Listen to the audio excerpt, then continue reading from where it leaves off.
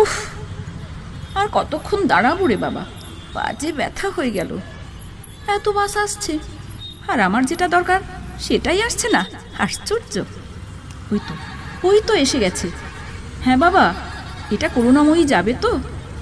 আরে আরে, ছেড়ে দিচ্ছ কেন? যা, চলে গেল। ও বাবা, এদিকে আকাশের অবস্থাও তো শোচনীয়, যে কোনো সময় নেমে যাবে। কি করে যে বাড়ি ফিরবো জানি না। ওমা, টিপ টিপ করে শুরুও তো হয়ে গেল, একটা গাড়ি নেই। আচ্ছা, ওই অন্ধ ভদ্রলোক তো বৃষ্টিতে দাঁড়িয়েই রইলেন। উনিও কি গাড়ির জন্য অপেক্ষা করছেন, নাকি কোনো লোকের জন্যে? জিজ্ঞেস করব? থাক, দরকার নেই। কিন্তু উনি যে ভিজে যাবেন, যাই জিজ্ঞেসই করি। কিছু মনে করবেন না, আপনি কি বাসের জন্য অপেক্ষা করছেন? কে? আপনাকে তো ঠিক চিনলাম না। আমাকে চিনবেন না, আমি বাসের জন্য দাঁড়িয়ে আছি। আপনিও কি তাই? না না, আমি রাস্তা পার হব বলে দাঁড়িয়ে আছি। বড্ড গাড়ি আসছে কি না, তাই ওপারে যেতে পারছি না। ওপারে আপনার বাড়ি? হ্যাঁ হ্যাঁ, কাছেই, একটু এগিয়ে বাঁয়ের গলি। ও, তা চলুন না, আমি আপনাকে পৌঁছে দিয়ে আসি। না না না না, আপনাকে যেতে হবে না। বৃষ্টি পড়তে শুরু করেছে, এখনই ঝমঝম করে জোরে নামবে। আপনি চলে যান, বরং শেষকালে বিপদে পড়ে যাবেন। তা কি হয়? একটু ভিজলে আমার কিচ্ছু হবে না। আমার হাতটা ধরুন, আমি রাস্তাটা আগে পার করে দিই। অনেক অনেক ধন্যবাদ আপনাকে। না না, ধরতে হবে না, আমার অভ্যেস আছে এভাবে যাওয়ার। আপনি বরং তাড়াতাড়ি বাস ধরে নিন একটা। হ্যাঁ, আপনি আমার হাতটা ধরুন তো, আর কথা বাড়াবেন না। কে কে আপনি? আপনি কি আমায় কিছু বললেন? না না না না না না, আসলে আপনার হাতটা ধরে মনে হলো যেন খুব চেনা মানুষের হাত ধরেছি। চেনাই তো, এতক্ষণ দুজনে কথা বলছি, এক জায়গায় দাঁড়িয়ে আছি, চেনা তো হয়েই গেছে। হ্যাঁ তা ঠিক। চলুন, এরপর দাঁড়ালে না সত্যি ভিজে যাব। হ্যাঁ হ্যাঁ, চলুন। এই যে এই যে এই যে এই যে বাড়ি এসে গেছি। হ্যাঁ, টিপুন টিপুন, কলিং বেলটা টিপুন। হ্যাঁ, একটা বাচ্চা ছেলে দরজা খুলবে।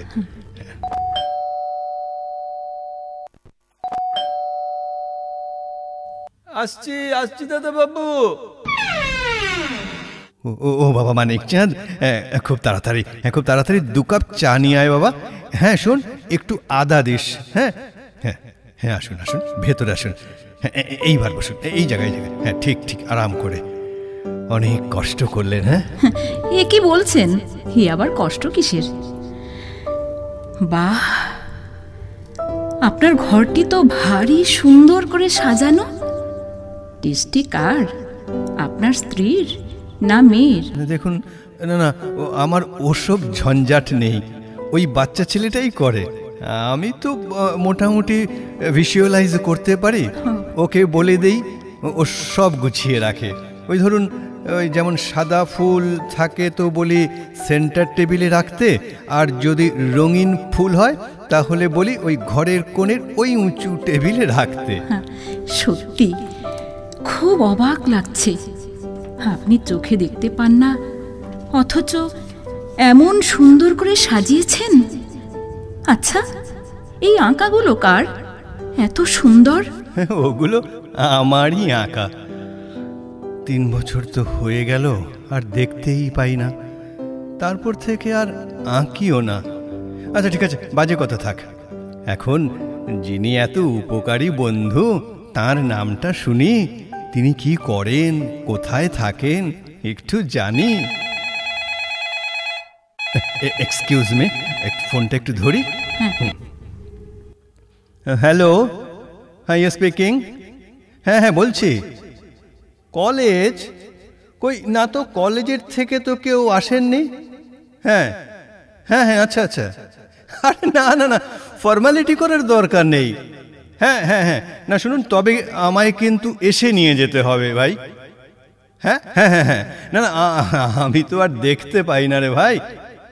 হ্যাঁ আরে বাবা, অধ্যাপক সুমন সেন যখন পড়ায় তখন অধ্যাপক, অন্য সময় সে ছাত্র সুমন, তাই না? হ্যাঁ হ্যাঁ, ঠিক আছে ঠিক আছে, আচ্ছা আচ্ছা আচ্ছা, হ্যাঁ হ্যাঁ, নমস্কার নমস্কার। সরি, আপনাকে অনেকক্ষণ বসিয়ে রাখলাম। হ্যাঁ হ্যাঁ, নিন নিন, চাটা খেয়ে নিন, দেরি হয়ে গেল, ভেরি সরি। না না, ঠিক আছে, এতে সরি হবার কি আছে। একটা কথা বলবো, আপনার নাম সুমন সেন?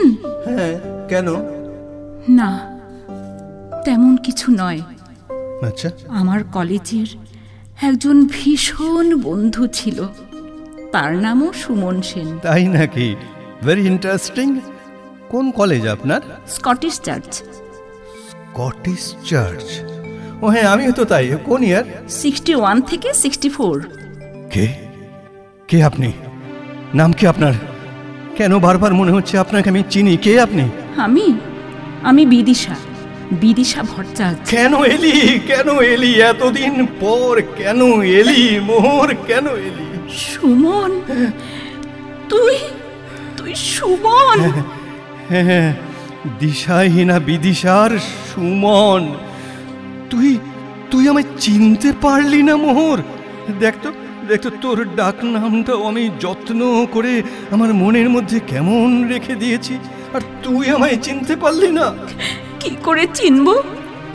চিনবার উপায় রেখেছিস কিছু? এক মুখ গোঁফ দাড়ি আর কালো চশমার আড়ালে তুই কোথায় লুকিয়ে গেছিস? আমি তোকে কেমন করে চিনব বল? তুই তো তবু তোর সুমনকে দেখতে পেলি। আমি যে তোকে দেখতে পাচ্ছি না রে মোহর।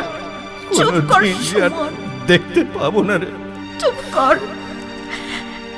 সত্যি, আজ 32 বছর পর কেমন অদ্ভুত ভাবে তোর সঙ্গে দেখা হয়ে গেল।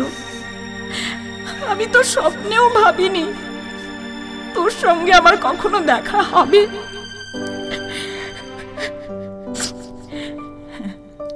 যাগ্গে, কেমন আছিস বল?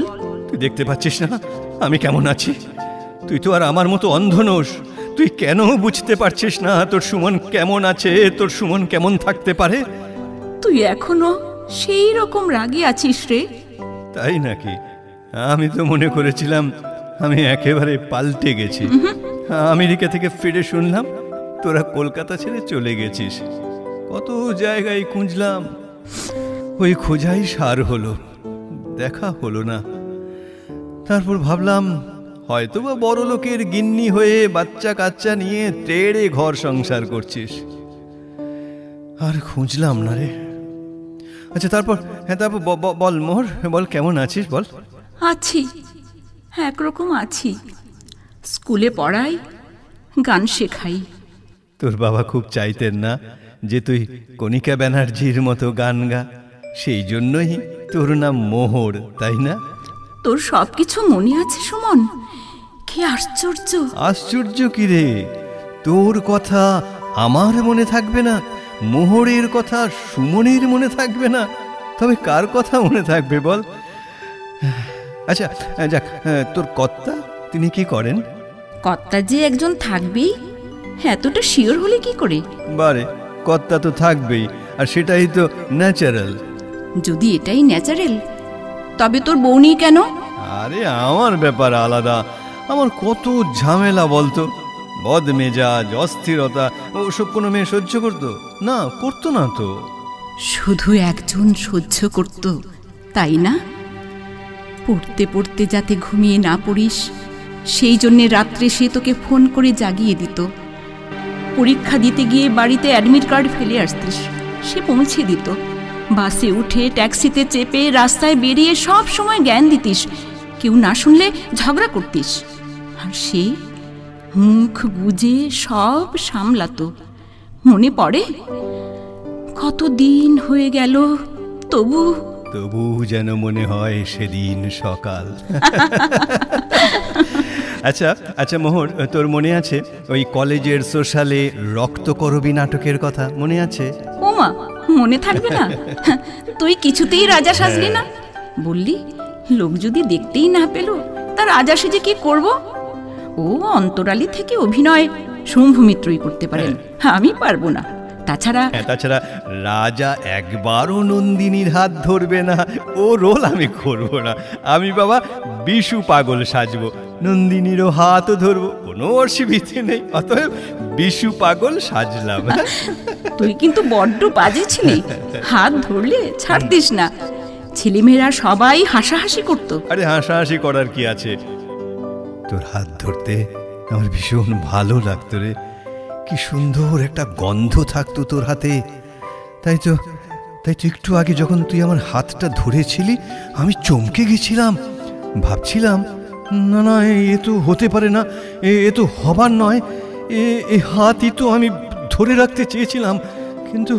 কিন্তু এ হাত তো আমার জীবন থেকে হারিয়ে গেছে। কেন হারিয়ে ফেললি সুমন? কেন ধরে রাখলি না? তোকে তো বলতেই পারলাম না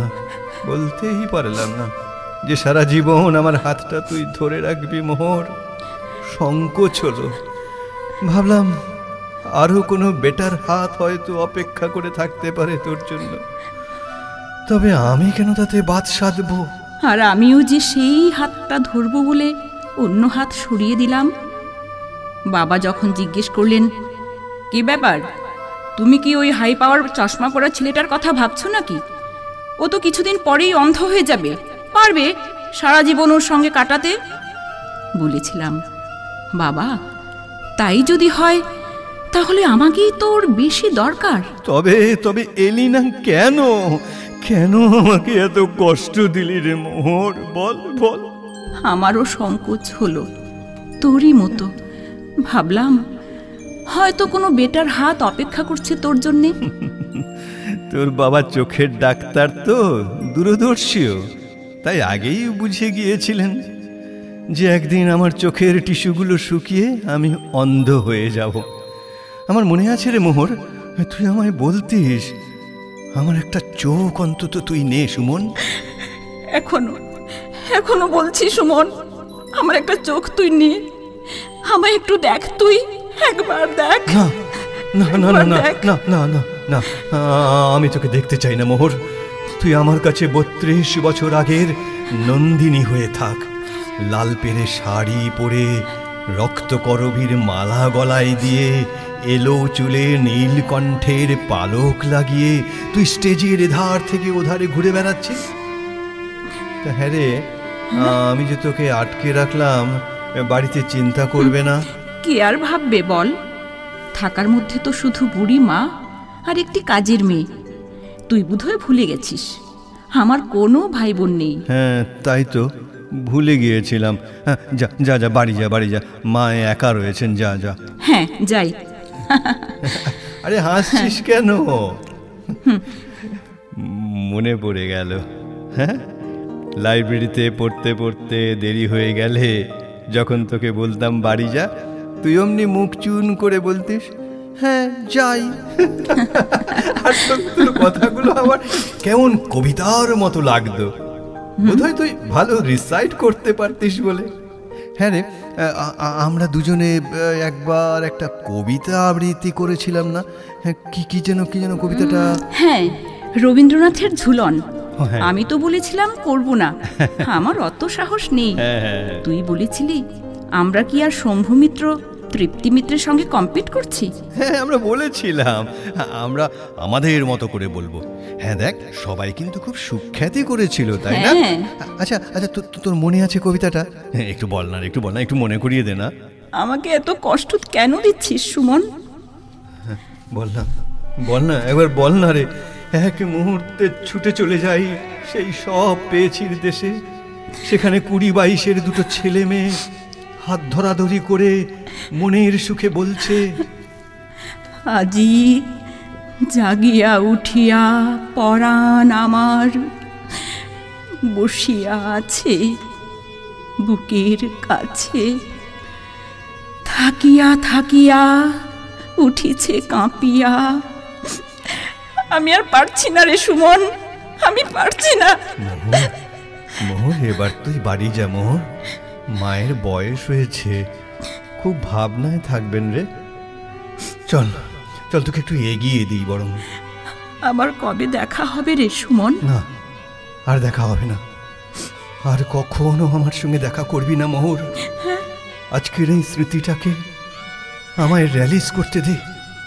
ভগবানের কাছে আমার কিছু চাইবার নেই রে, শুধু একটা কথা বলার আছে। আজকের এই মুহূর্তটাকে মনে করার জন্য অন্তত আরো কিছুদিন তিনি যেন আমাকে বাঁচিয়ে রাখেন রে। কিন্তু আমি কি করব? আমি রোজ তোকে একবার করে ফোন করব সুমন। না না, একদম ফোন করবি না। তোর গলা শুনলে আমি ঠিক থাকতে পারবো না রে। আমাদের স্মৃতিটা নিয়েই আমরা বেঁচে থাকি, কেমন জানিস তো? এ হলো সুখস্মৃতি, স্মৃতি সতত সুখের। স্মৃতি তো বেদনারও। না না না না না, আমাদের স্মৃতি সতত সুন্দর। সেই সুন্দরের সান্নিধ্যেই কেটে যাবে আমাদের মুহূর্ত, আমাদের দিন, আমাদের বছর। চল চল চল, দেরি করিস না, দেরি করিস না। আরে কি হলো, চল মোহন। আমি বুঝতে পারছি তুই ঘরের এক কোণে চুপটি করে দাঁড়িয়ে আমার দিকে হাঁ করে তাকিয়ে আছিস, তাই না রে?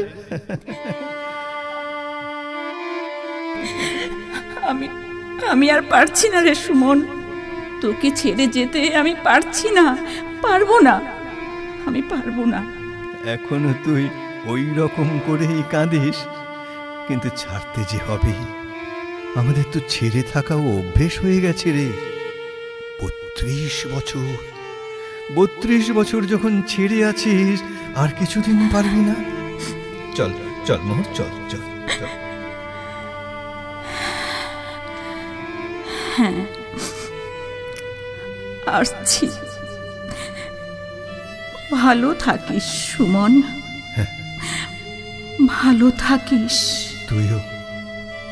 তুইও ভালো থাকিস মোহর, ভালো থাকিস, ভালো থাকিস। হায়, এতকাল আমি রেখেছিনু তারে যতন ভরে, শয়ন পড়ে। ব্যথা পাছে লাগে, দুঃখ পাছে জাগে, নিশিদিন তাই বহু অনুরাগে। বাসর শয়ন করেছি রচন কুসুম থরে, দুয়ার রুধিয়া রেখেছিনু তারে গোপন ঘরে যতন ভরে।